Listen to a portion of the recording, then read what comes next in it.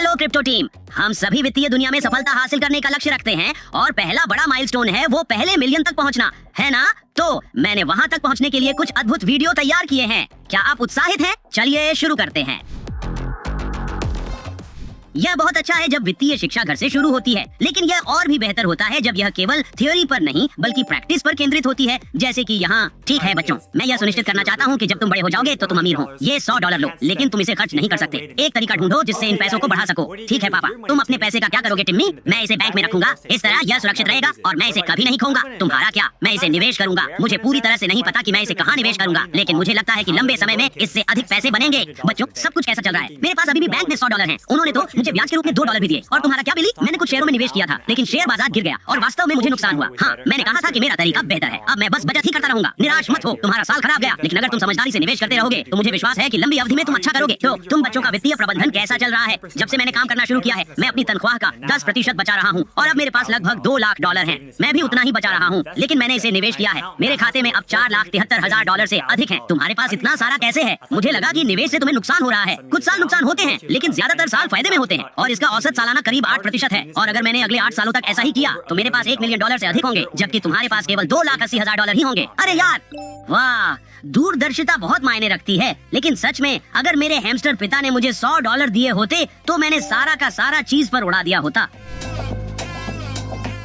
जब फाइनेंस की बात आती है तो कई लोग दावा करते हैं कि वे एक्सपर्ट हैं, लेकिन इसे सत्यापित करना आसान नहीं है। तो आइए उन लोगों की बात सुने जिन्होंने अपने ज्ञान को अमल में लाकर साबित किया है। वॉरेन बफेट ने अपनी पत्नी के लिए अपने जाने के बाद बहुत ही सरल निर्देश छोड़े हैं। वह मुख्य रूप से कहते हैं 90% धनराशि लें और इसे S&P 500 में निवेश कर दें, 10% लें और इसे कैश या बॉन्ड्स में रखें। और मुझे नहीं लगता कि मैं वॉरेन बफेट के सुझाव से बेहतर कोई सुझाव दे सकता हूँ। इसलिए अगर वह कहते हैं कि S&P 500 सबसे अच्छी जगह है, तो मुझे लगता है कि यह बहुत अच्छी और व्यावहारिक सलाह है। क्या रणनीति है? मैं निश्चित नहीं हूँ कि मैं अपनी बचत का 90% सिर्फ एक चीज में निवेश करने की हिम्मत करूंगा, लेकिन बफेट के साथ बहस करना मुश्किल है। आपका क्या विचार है? क्या आप यह कदम उठाएंगे? अपने विचार कमेंट्स में शेयर करें।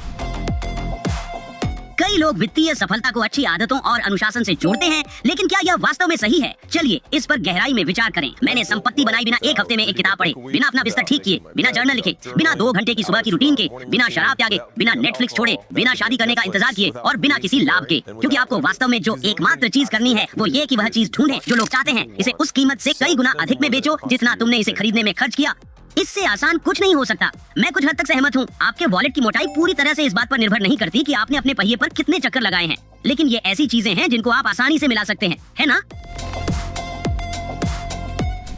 हम सभी ये समझते हैं कि पिछले सदी में अमीर बनना आज के समय में बड़ा बनने जैसा नहीं है। तो चलिए वर्तमान समय में सफलता पाने के बारे में कुछ विचारों में गहराई से जाएं। कोई 2024 में करोड़पति कैसे बन सकता है? पैसे के बारे में 3 बातें, और मुझ पर विश्वास कीजिए, आप बहुत सारा पैसा कमाएंगे। मैं बहुत पैसा कमाता हूँ। सबसे पहली बात, पैसे के धंधे में जो लोग होते हैं वे पैसा कमाते हैं, इसे कभी मत भूलिए। जब भी धन एक हाथ से दूसरे हाथ में जाता है, बीच में कोई ऐसा होता है जो धन के लेन देन में मदद कर रहा होता है। जो भी वह व्यक्ति होता है वे भी धनी बन जाता है। दूसरी बात, आपको एक व्यापार का मालिक होना चाहिए। मुझे परवाह नहीं है कि कोई क्या कहता है, क्योंकि दिन में 24 घंटे होते हैं। 8 घंटे आप सो रहे होते हैं, 8 घंटे आप काम कर रहे होते हैं। आपके पास कितने घंटे बचे हैं इससे कोई फर्क नहीं पड़ता कि आप कितने मेहनती हैं। केवल नौकरी करने से आप कभी भी मिलियन नहीं कमा सकते। तीसरी बात, $0 से $1 लाख तक पहुंचना कठिन होता है। मैं बस यही जानना चाहता हूँ, $1 लाख से $1 मिलियन तक पहुंचने से ज्यादा कठिन। जैसे ही आप 6 अंकों की कमाई करते हैं, आपको अपने आप और अपने प्रयासों को गुना करना होगा, क्योंकि आप अकेले इसे नहीं कर सकते। आपको काफी हद तक काम बांटना सीखना होगा। आपको काम बांटना सीखना होगा और इससे आपकी आय में वृद्धि होगी। क्या आप कॉलेज गए थे? हाँ, गया था। अगर मुझे फिर से अवसर मिले तो मैं कॉलेज नहीं जाता। आप स्कूल जाते हैं, वे आपको सारी बातें सिखाते हैं, लेकिन वे सब थियरीज और किताबें होती हैं। आप सड़क पर जाते हैं तो उसका कोई मतलब नहीं होता। सड़क पर जाने वाला आदमी आपको हर मोड़ पर मात देगा और आपका दोपहर का खाना खा जाएगा।